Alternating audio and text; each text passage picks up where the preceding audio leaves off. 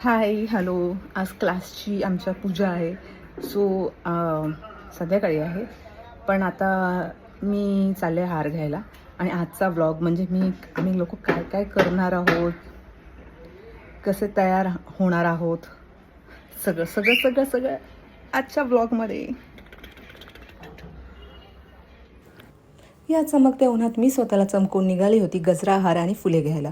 केळाचे खांब मी एकटीच घेऊन जाणार आहे हे पाहून तिथल्या मावशीला दया आली आणि तिने ते केळाचे खांब गाडीला बांधून दिले आणि मग मी निघाली क्लासला जायला.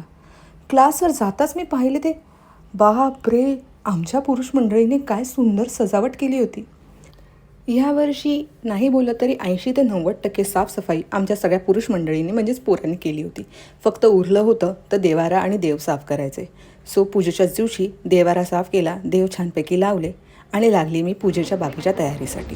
फुले हार सगळे काढले आणि तिथे दारात रांगोळी काढायला आमची रुचिका मॅडम रेडी झाली. दारात रांगोळी सजली, दरवाजाला तोरण लागले आणि आम्ही मुलींनी भटजी येण्यापूर्वी दुर्वा आणि तुळस वेगळे करून पूजेची पूर्वतयारी केली.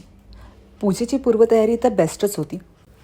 त्याहूनही बेस्ट म्हणजे आपले हे क्यूट कपल जे आज पूजेला बसणार आहेत, ते म्हणजे नेहा आणि दीपेश. इतके छान सजून धजून आलो तर पहिले फोटो झालाच पाहिजे.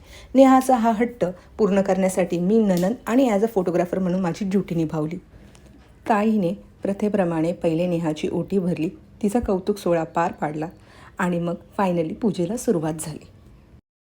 मोठ्यांच्या आशीर्वादाने आणि देवाच्या कृपेने पूजा छान संपन्न झाली आणि पाहुणे मंडळी येण्याच्या आधी आम्ही मुलींनी कल्टी खाल्ली. गेट रेडी विथ मीचा माझा व्हिडिओ फ्लॉप होतो हे कळताच मी माझ्या ट्रेंडिंगवाल्या बांगड्या दाखवत चमकवत स्वतःला रेडी केला आणि आउटफिट चेकचा व्हिडिओ केला. वाव यार, किती सुंदर दिसते आहे मी, असं स्वतःचं स्वतः कौतुक करून मी फायनली रेडी झाली.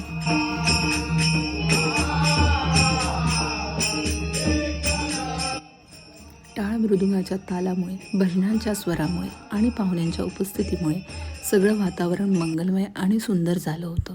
आलेले पाहुणे आणि त्यांनी दिलेले गिफ्ट्स पाहून आमचं मन अजून खुश झालं. पण आम्ही ह्यात एकही ग्रुप सेल्फी नाही काढला हे कळल्यावर रात्री 12 वाजता आम्ही फायनली एक ग्रुप सेल्फी काढला. नाईट आऊटला आम्ही सगळे हौशी असल्यामुळे पहिले हौसी गेम खेळला आणि नंतर विविध गेम्स खेळून आम्ही रात्र गाजवली. पण हे गेम्स काय काय होते, कशी कशी मजा केली हे तुम्हाला पार्ट 2मध्ये नक्कीच कळेल. ह्या कार्यक्रमाची सांगता जशी सुंदर झाली तशीच या रीलची सांगता सुंदर करण्यासाठी ही एक सुंदर पेशकश.